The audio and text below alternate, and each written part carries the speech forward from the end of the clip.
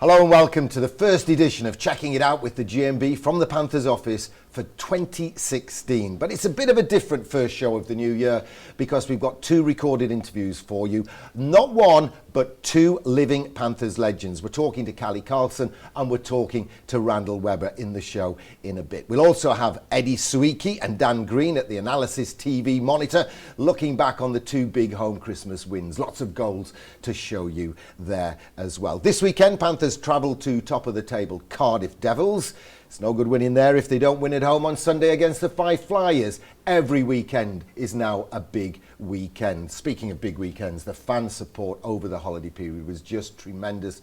Thank you very, very much. We set crowd records left, right and centre. You were just brilliant. And after all those games over the holiday period, it's very much of a muchness in the Elite League standings. I think you can go down to the sixth team and they're all mathematically well in the hunt. So every game's a big game. But like I say, this weekend it's Fife at home on Sunday. Good seats still available for that one.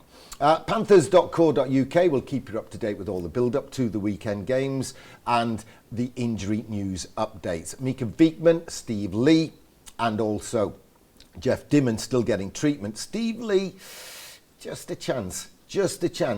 He might make enough progress to be in the roster this weekend. And there's also a very good chance that we might have a fresh face in the roster as well. Flights and things are in place. It's the paperwork that's proving a problem. It's not easy when the IIHF officers take a break at Christmas, Ice Hockey UK take a break at Christmas, airlines take a break at Christmas. We've talked to this guy, we've talked to that guy, we've got very close, but now we think we've nailed one for the weekend. So there should be signing news for you to catch up on at panthers.co.uk.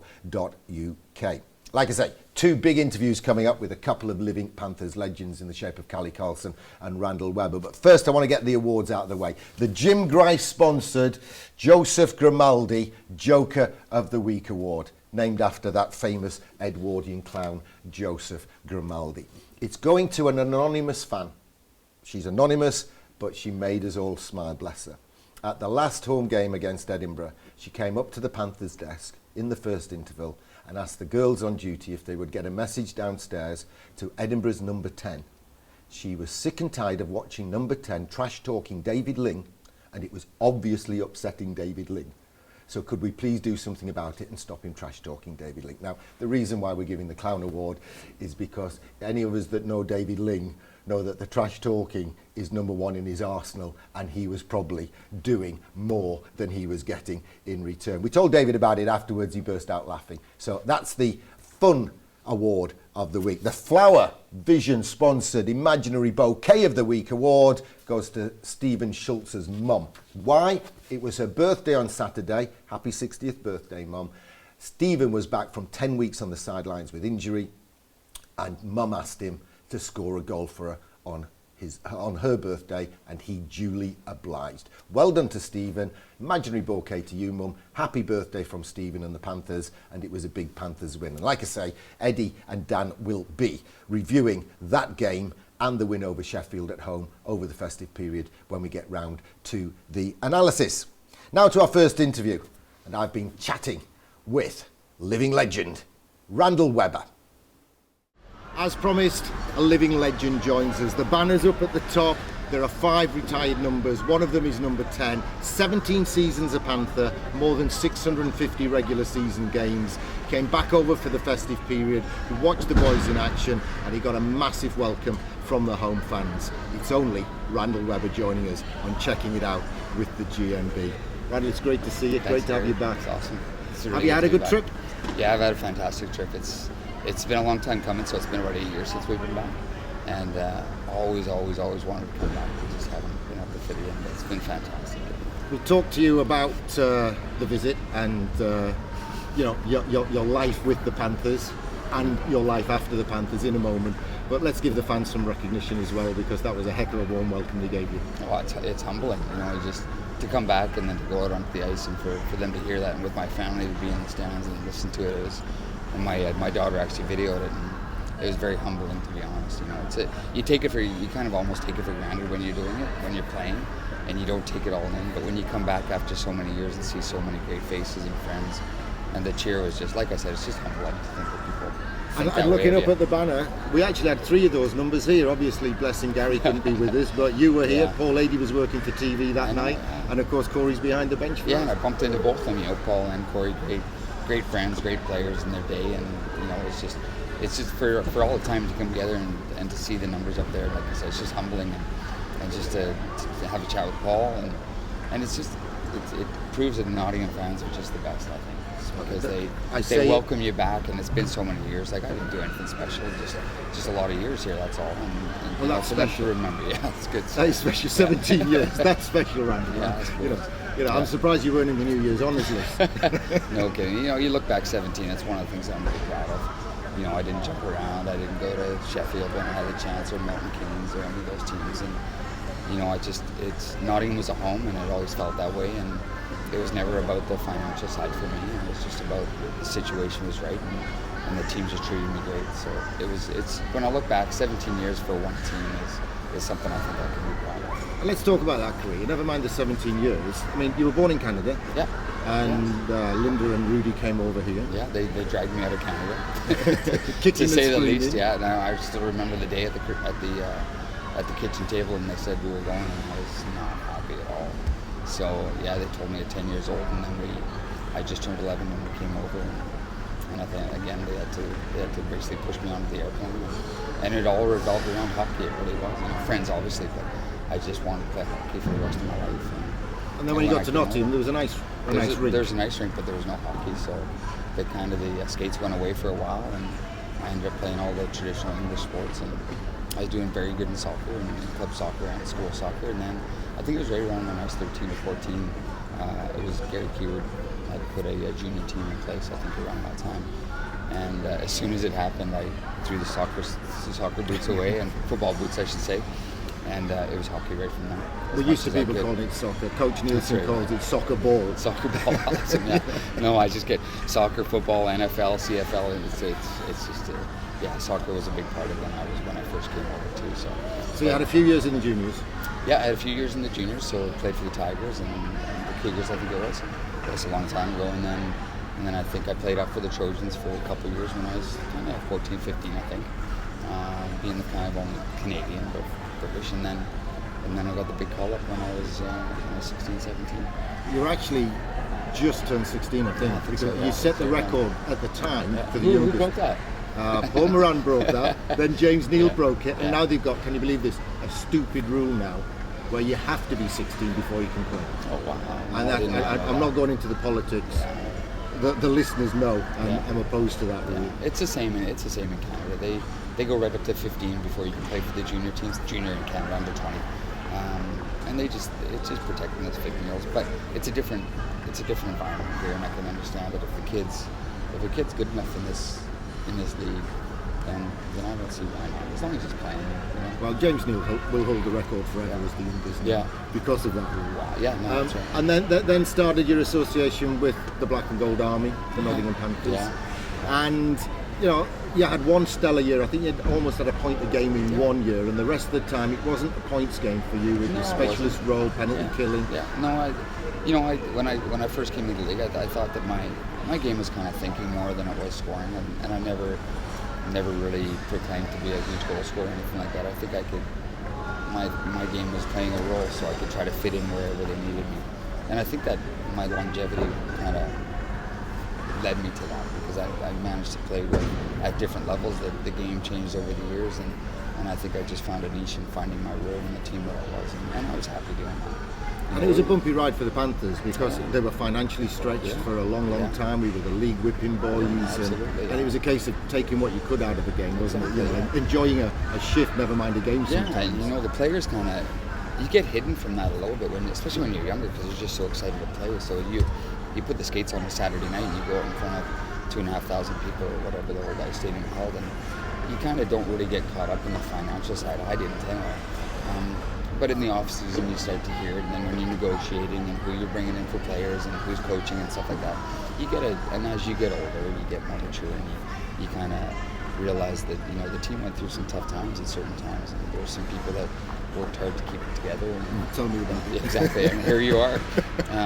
But you guys managed to do it, and now when I watch what's going on in Nottingham over the last 10 years, I think it's phenomenal. I think you guys have really started to lead the way in English hockey, so it's good. Looking back, one of the abiding memories I'll always have is seeing Randall Webber throw himself down on the ice, stack the pads, and I think I saw a little prayer cross your mind every time you did it to block a shot from point on penalty kill. Yeah, every time. Yeah. What are your memories then? What are the big ones? You know, you can't get away from Wembley. You know, winning the championship there, and the fact that I actually played an offensive role in that game it obviously played. I didn't sit there and watch. I actually had some success there. So winning the championship was by far the best hockey memory I have to date. But Do you remember Gavin Fraser's quote after the final? I can't. We're all in the Heineken tent. Yeah. Someone said, "Are you watching the replay?" I said, "No, I'm not watching the replay in case we don't win it." Exactly, yeah, that's true, yeah. No, it was just such a great weekend. And I remember my first ever time going into Wembley Arena and watching, I can't remember who it was, maybe Murrayfield and Durham. And I was like, I got to play in here somehow. And then we did, and we managed to win it. So that's a great memory. You know, just the other memories now, looking back, it's just skating out on a Saturday night in front of full fans, like in Nottingham, against your Durhams and your Stratums, and back in those days that was great. And then all of a sudden it changed into Sheffield was such a great rivalry and such an intimidating rivalry in terms of the hockey sense. You know, those games are always good. The hat trick I scored in Manchester at the end of my career, I look back at that and it was against a very good goalie. You also had a Gordie Howe hat trick, and wasn't that in Manchester? Yeah, I think so, yeah. Manchester, I should have maybe moved there. Because you were well known for dropping the gloves all the time. No, not really, no. And somehow in Manchester, no. one night you had a goal and assist and a fight, the Gordie Howe hat trick. Yeah, no, you have to, as long as you stood up for yourself, I think that was the main thing. I was never going to beat anybody up or intimidate the other team. And like I said, I knew my role and I was happy doing it. But you know, like going back to that hat trick against Peter Angelo, I think it just happened. There was nothing special that happened that night. And then I remember having a beer after, as we did, and that's a good memory. And then the retirement night here it was very humbling. At the end of my career, there was no big ceremony planned, but you guys kind of set me off on the right path, and that was a huge memory. And you know, obviously brought a tear to my eye, and it kind of just let me reflect on everything. So. What about the players? Who were the big ones? You know, Who you're going to ask? It's got to be the Blaisdells, the Premacs, the Durdles, Paul Ady, Barry Nycart. All those. You know, you go right from the day one where my folks left when I was 16, and I had to move in with Jimmy Keys and Terry Kurtenbach. You know, you can't help but start there. You know, they looked after me, they helped me grow, and they taught me a lot of stuff when I was younger. And then you go into the Garth Premacs, very good friend of mine now, and we keep in touch. And you know, Paul Ady is just always a good character, always a very good guy that I looked up to, and we became very good friends. So all those guys that I played with, you know, I keep in touch with the later guys too. You know, the Jamie Leaches, I still do a hockey camp with him. I keep in touch with him, and over Facebook you can keep in touch with guys like Steve Carpenter and Greg Hadd and Brent Bobbitt now. Just reached out to Barry Nycart, who lives in Edmonton. You know, they all brought something to the league that was good in their different eras or whatever it was, and I was fortunate enough to span the whole time and see these guys come over. You know, so there's so many names, and then you go to the British guys too, right? So, you know, I grew up with the Nigel Rhodeses and the Simon Hunts and Simon Perkins and Mark Gobies and Dave Hutchison and Gary Rippengale. You know, I saw him coming in an unfortunate situation there. So there's a lot of memories of people here throughout my life. Memories of people. What about the building? The old Nottingham Ice Stadium. You can't. It's hard to put it into words. You know, it's the number one thing that comes up here when you talk to old fans is just the atmosphere there. And these buildings are phenomenal. These new ones, and the arenas are great. And that's the way the game had to go. There's no doubt. But you can't take away. You can't even understand the atmosphere of it was walking in. You remember the smell? Oh, I was just going to say. The smell of it and the feel of the dampness of it, and you know, the cockroaches and the rubber matting that was there from the get-go. Cockroaches. The electric's out, and I remember going into that old stick room. Remember that? Yeah. Coming back 3 o'clock in the morning after a road trip and putting my hand in the old locker room. Lights are out. Couldn't find any light. Grabbing around, and I grabbed the cockroach. Can you believe that? And it was squirming around. But you could see the little pinpricks of light scurrying around. Yeah, that's crazy, but it is phenomenal. You know, and for the team you get treated like a professional. That's the one thing. You know, you're not an ordinary person. You get treated like a professional. And it's a very lucky life. say when I look back. You finished your working career in the UK, Yeah. working in that old stadium. Yeah, I did, working yeah. with Vern on management. Yeah, I worked with Vern, and I got a very fortunate situation where I could finish off my schooling, and then I did some management stuff, and the ice stadium looked after me with the Panthers, and they allowed me to work in the summertime, and then work through the season, and then that kind of transferred here for the 2 years that I worked here too. So I was assistant GM here, and then in 2002 it was time to go back. We'll find out what Randall's been doing since he went back later in the programme. But for now, we're going to check out another living legend straight after this ad break, because I also caught up over the festive period with the man that originally wore 77 and kept Corey Nielsen out of 77 for a year, Callie Carlson. More from Randall in just a moment, and straight after the ad break we'll start the analysis.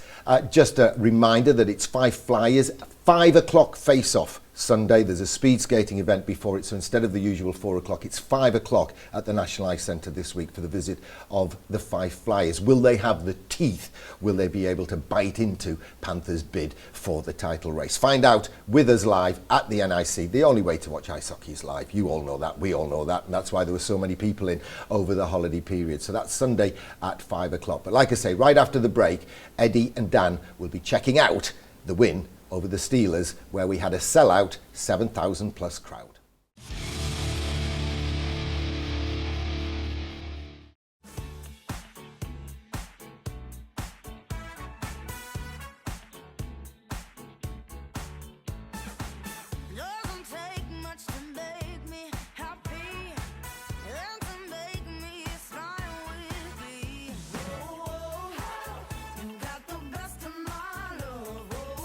The new Fiat 500, the Icon Reloaded. In Fiat showrooms now.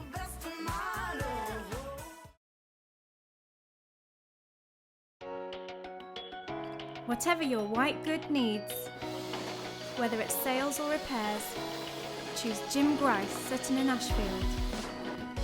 With nearly 50 years of family business experience with all major brands, we'll make sure you take home the product that fits your needs, with no hidden extras. Choose Jim Grice, Sutton in Ashfield. Friendly family business that cares. Nearly 50 years speaks for itself. I'm Jeff Dimon, and you're watching Checking It Out from the Panthers office with the GMB. Ice hockey, the world's fastest team sport, played in Nottingham by the GMB Nottingham Panthers. For tickets and fixtures, visit panthers.co.uk.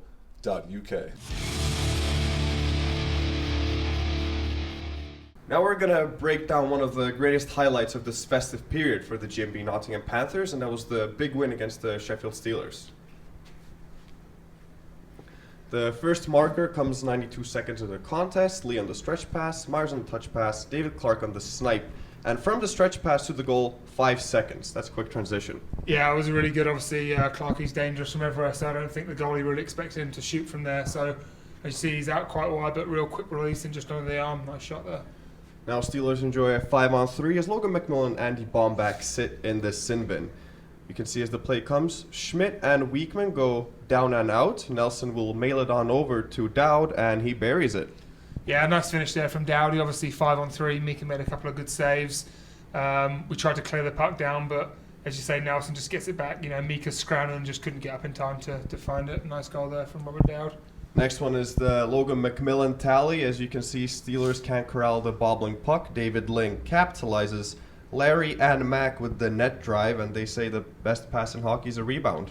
Yeah, great play. Obviously, veteran move there from Ling. I knew he probably the D-man was closing. He probably wasn't going to score, so just throws a shot into the goalie's feet, and great POP there, and Logan's not going to miss that one.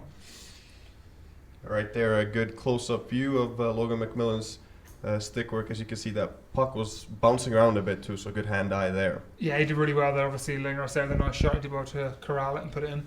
Next up, we just have a highlight of some rough stuff. Hit when Brad Marin was down, and Robert Farmer will be there to deal out some knuckle sandwiches, but it gets broken out really early. Yeah, I think obviously, you got to stick up for Mo in that situation. Farms did a great job jumping in, and I don't think Nelson wanted any part of that. Now, this is the amazing around the world goal by Chris Lawrence, but I really want you to at home focus on what the D do here. Jeff Waugh and Paul Swindlehurst, and specifically how the Steelers react. Now, that's Larry. He's got the puck. Watch Waugh. He brings a guy to the interior. Now watch Swindlehurst changing point. That vacates the Saric coverage there, and the rest is history. Yeah, great move there. You know, Larry's obviously really big and strong and powerful. He just manages to hold everyone off and take it to the net well. But like you said, great play from everyone. A lot of switches, a lot of picks, and crossovers that cause a distraction. And then Larry can just take it all the way to the net like he does so well. There it trickles through. One more look at that as Cam Jansen also providing some net front presence. Next goal, Clarkie's power play marker. You can see that Ling notices no one's covering Clark, so he'll just take the pill down for a ride, sauces it over, and boom, what a finish. Yeah, it's obviously Ling all over, really, you know, cool, composed, great vision. He always just brings the puck down, you know, to the goal line. No one really thinks he's a threat down there, and all of a sudden he just fires it over to Clark, and obviously, you know, Clark in that spot's money all the time. So great play from both of those guys. Difficult for Pinch as well. I think Russ Moyer was partially screening him there. But now we're going to talk about that shift from Sam Oakford. Initially, it's trouble. Steelers have a 3-on-2 the other way, but Sam Oakford never gives the center to Fitzgerald, blocks a shot, takes him out, and now they're going to come back the other way. Now watch this as Panthers work it over. 5 Steelers all caught up on the far side, and Clark takes away the pass. Pinch has no option to throw it weak side, and speaking of Pinch, Sam Oakford pinching in and getting it in. Yeah, great play there from Okie. Obviously, great hit in the corner. Takes down Fitzgerald, and then just the goalie wraps it. Obviously, makes a good play, wrapping it around the boards. Nowhere else he could go, but Okie, obviously, I think he'll probably admit he just throws it to the net. But like you say, when you do that, good things happen, and takes a fortuitous bounce. But if anyone deserves it, you know, it's him. Playing a lot of minutes, playing really well in all these games, so good for him. Sam Oakford obviously earned the man of the match distinction as the outlet pass gets sawed off, and they played over. Evan Mosey makes the defensive play, but it just deflects off his stick. Yeah, I think obviously, you know, we've made a bit of a turnover there. Mose did the right thing, obviously, you know, sliding, taking away back door, and obviously just as luck would have it, it just hits his stick and bounces in. So good play from him, and just unfortunate. Now Saric goes fancy Dan, takes Schmidt around the carousel, and Hewitt gained body position on Ling, and I think it just went off his shin pad there. Yeah, a little bit of a grease one there, but obviously for them, you know, it was a nice play. Just the things we try and do every game, throw it to the net, and I think a few of our guys were saying it might have been kicked in, but I think it just popped up and hit his shin pad. So yeah, good for him, but it wasn't quite enough. And now at this game, actually, Gary met with Callie Carlson, and we're going to exchange a couple of words with him now.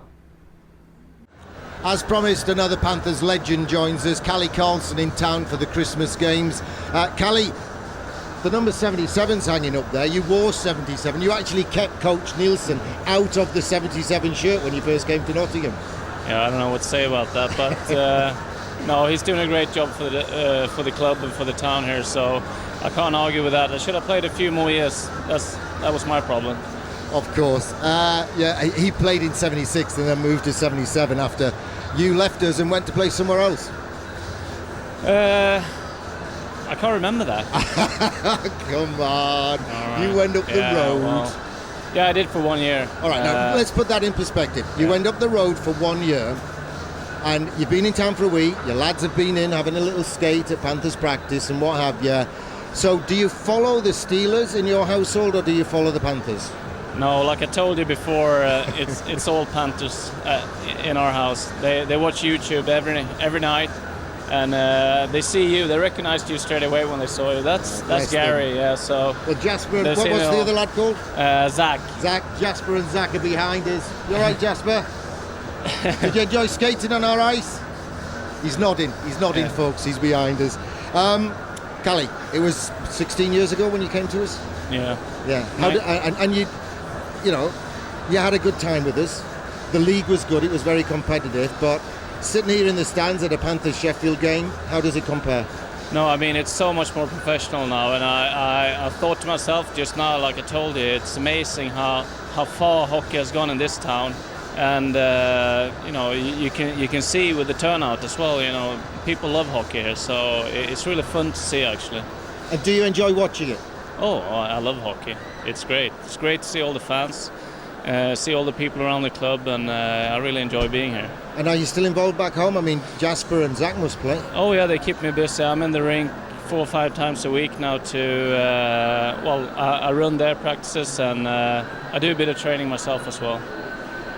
They get on the ice 4 or 5 times a week, just in their age group. Yeah. Now listen, are you listening to the IHA? That's what we need. More ice time for the kids. It's crazy, and you're right. That's what you need, and if they could be on every day of the week. So I really enjoy it. They're good hockey players, better than I ever was. So watch out. Well, look at the standard of the British players playing in the game behind us. You can hardly see the seam now between imports and Brits.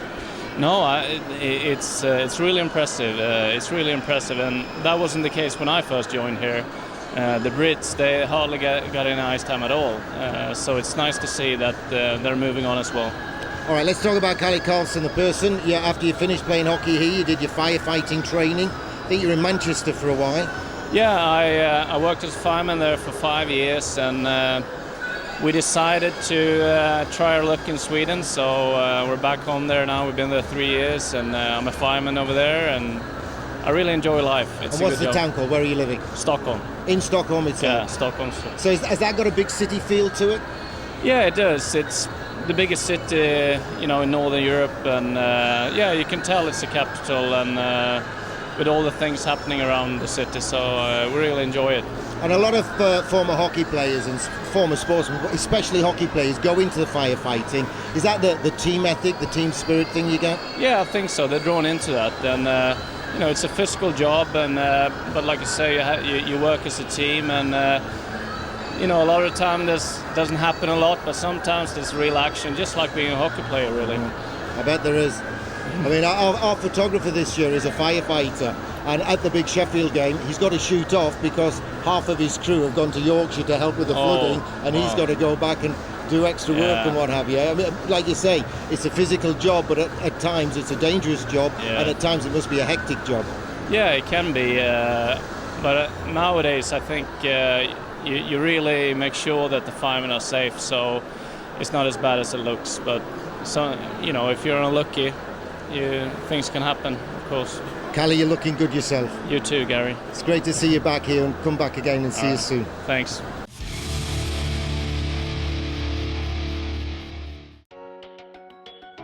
Whatever your white good needs, whether it's sales or repairs, choose Jim Grice, Sutton in Ashfield. With nearly 50 years of family business experience with all major brands, we'll make sure you take home the product that fits your needs, with no hidden extras. Choose Jim Grice, Sutton in Ashfield. Friendly family business that cares. Nearly 50 years speaks for itself. Amore. Subito.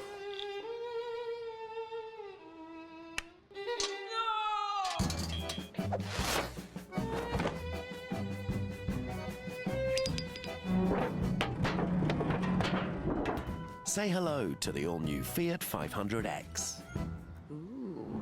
The Italian crossover, ready for action in all Fiat showrooms from April 24th.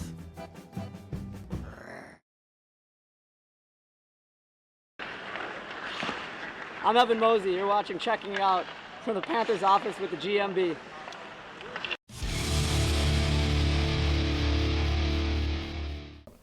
Before the break, we caught up with Kalle Karlsson. It's time now to go back for some more Checking It Out back chat with another living legend, Randall Webber.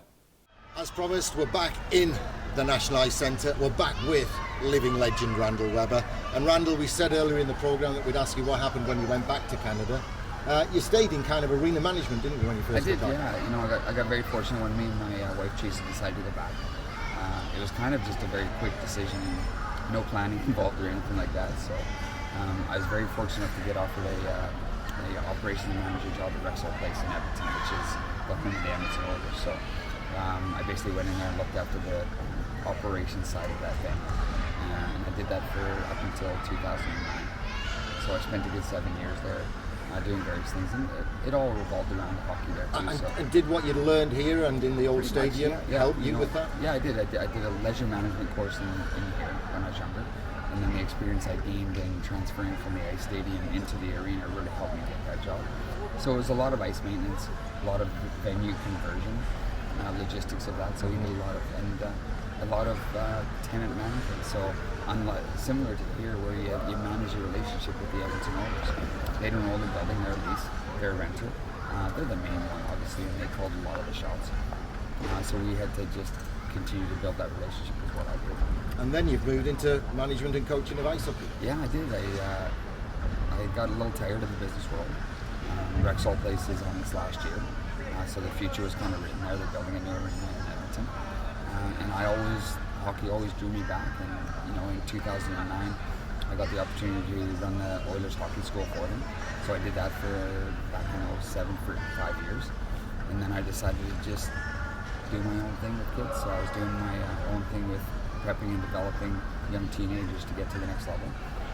Ran a couple test camps in the spring and summer, and it went really well in my local town. So I've ended up doing that, and now I run that company, which is Hard Hockey in Leduc and Edmonton area. So I do camps in that area. But now I'm the GM and head coach of Okanagan Hockey Academy in Edmonton, which we just put a under 18s program into Edmonton. So it's a student athlete program where kids come there for the year. That's a 10-month program. They go to school there, and we run them as a team, and we're a traveling team in Western Canada, the Canadian Sports Club Hockey. So you're travelling a few weeks ago, you walk into a rink to play an away game, and there's Mike Blaisdell. Yeah, I couldn't believe it. And it was in Victoria, and it was our first trip there. And we just got off the bus, and I had to go and figure out where we were in the dressing room. And we'll walk in, and there he is standing with the calendar. And we both kind of looked at each other. It's kind of like, is that? No, yeah. Okay, yeah, it is. All right. And it was just, I didn't realize that him and Natasha moved their family there for the game. They play in the same league as us. Their son, I can't remember his first name, but his son is supposedly a very highly touted hockey player. And I think he's going to get drafted as a 14-year-old into the Western Hockey League. So they decided to move there into the Yale program. And Blazer actually coaches the under 15 team, I think it is. So yeah, that was a good trip down memory lane. And you bump into guys that have coached you in the past. And obviously Mike was one of our coaches. That I took some things from him, and I use them, and some I don't, and some I do. And it was really good to see. You swap stories with him. It's been a pleasure swapping stories with you. I've got one last question though. I'm going to start calling you the Peter Pan because you look younger than when you stopped playing, and obviously I don't look as anything. Yeah, I look like my great granddad did when you stopped playing. So what's the secret? I think it's because I'm doing something I really love. I think I had a few more gray hairs when I was in the business world. I decided to go into the hockey world, and it's kept me young. I deal with kids on a daily basis. As frustrating as teenage hockey players can be, and the lifestyle in Canada has treated me well, and me and my wife are very settled. So I think that just being happy in what you're doing has helped me stay the way that I am, and I'll keep on faking it as much as I can, and we'll go from there. So. Yeah, well, this isn't fake. This is real. Looks good though. Yeah. I just couldn't pull it off. Randall, it's been a real pleasure to have you back. It's been a real pleasure to have you on the ice and let the fans see you. That's Randall Webber up in the stands at the National Ice Centre. Meanwhile, down on the ice, the Panthers very much found their scoring touch in the game with the Edinburgh Capitals. Another big crowd in to see this one. Eddie and Dan will go through the analysis of the goals and the rest of the play. But for now, from me, thanks for watching, checking it out from the Panthers office with the GMB, and thanks for watching your GMB Nottingham Panthers. All right, thanks for that, Gary. And now we're going to break down the first game of 2016, and that was against the Edinburgh Capitals. Right off the face-off, you actually saw 3 guys were covering the slot there, but as soon as the puck drops, they all go away, and Juraj Kolnick with the Rocket. Yeah, really good, obviously good face-off when they see Mo changing his hand over to snap it back right-handed, and yeah, Coco's not going to miss from there, so great shot, top corner. Now, second tally of the evening, Andy Bomback. He'll twirl in, and you'll see he waits for the cavalry, finds Steven Schultz, who hits a home run. Yeah, I think that was obviously probably the goal, the weekend really, Bomber. I think he's missed playing with Schultz. Great pass there in the air, and obviously probably Schultz is the only guy on the team that could do that, bats it out the air, top corner. So great to see him back and scoring straight away. Lovely goal. We'll see the next marker goes in favor of the Edinburgh Capitals. They've got possession in the zone, and watch this give and go here. That really buys them some real estate and some time right there. And Paul Zanet just escapes the coverage of Robert Lakovic, and I believe he got a tip on that. Yeah, like you said, it was a good play down low. I thought they were going to shoot straight away from the point, but they worked it down low, and then shot to the net, and the guy just literally right in front just tipped it under my arm, so that was a nice tip. Now Panthers on the power play, textbook give and go to break down the box, just went wide, but really watch the Capital right here at the half wall. Boom, he's out of the zone, and now instead of a 5-on-4, it's a 5-on-3. Moran plays a little bit of a catch with David Ling, and Matthew Myers with the tip, and what a celly from him too. Yeah, it was great. Yeah, he's on the ground obviously, but great play again there. You see Linger with great patience, great vision, throws it over to Mo, and then Matthew puts it in. So another nice goal. That was graceful for sure. The next goal also struck on the power play after that Matthew Myers goal, and right off the face-off, once again you see one guy goes out waiting for the outlet pass, and Robert Farmer gains it after Juraj Kolnick sets the pick. And that was a nice looking snipe. Yeah, that was a great goal. I found he's got a really good shot. So yeah, he's obviously just all alone in front. The D-man's using him as a little bit of a screen. He just throws it at low glove. So it's really nice. Another power play goal for the boys. Now the sixth goal, perhaps some Capitals fan will argue that it was an iffy one. But first in the defensive zone, Ling picks up the loose puck. The bank pass looked good and quick on the outlet. Now the linesman believes that Juraj Kolnick touched the puck, disagrees as Lakasil. And that handcuffed him a bit there, an opportunity. Yeah, it was obviously a tough one. I think if the goalie thought it was icing, he might have played it. But, Kolnick got there first anyway. So, I obviously couldn't see if he touched it or not. But the linesman said he did, and he managed to beat the guy out. And a really nice shot there. And Evan Mosey needs a speeding ticket for this goal. Look at the wheels. He's actually so fast, he skates past the goal, but with the bank pass, creates an opportunity. Yeah, great speed, obviously. We've all seen it from Mose before. Cruises through the neutral zone there, and goalie makes, nice first save. Mose cleverly throws it back in front, and there's Brad Moran just to put it in the empty net for the sixth goal. Now the Capitals strike back. Watch Lukas Savic. No one picks him up. Ryan Hayes perhaps better served passing it, but takes the fortuitous carry off Brian Schmidt, and Lukas Savic buries it. Yeah, that was a nice goal. Obviously, a shot from Hayes there, and it never even reached the net. It just hit Schmidt, I think it was, and landed right on Lukas Savic's stick for him to put it in the empty net. Now Clarkey wheeled it in. Everybody's thinking Steven Schultz shot, except Andy Bombach. Look, stick on the ice and deflection. Yeah, I think obviously, like we said before, those two have great chemistry. Great to see them back together, and Clarkey seems to be fitting in well with those two. So yeah, great play from Clark and Schultz, and yeah, good to see Bomber back scoring. The outlet pass sawed off by Brad Moran. No coverage on Juraj Kolnick, and David Ling knows that you're going to score a lot of goals in front of the crease. Yeah, I think obviously everyone's been talking about those three guys playing together. Great skill and great intelligence, and yeah, Coco throwing it across, and obviously Linger's in the dirty area, and he gets his goal, puts it in. And that's that for this week for checking it out. On behalf of myself, Dan Green and Gary Moran, and everybody at the GMB Nottingham Panthers, we wish you a happy new year.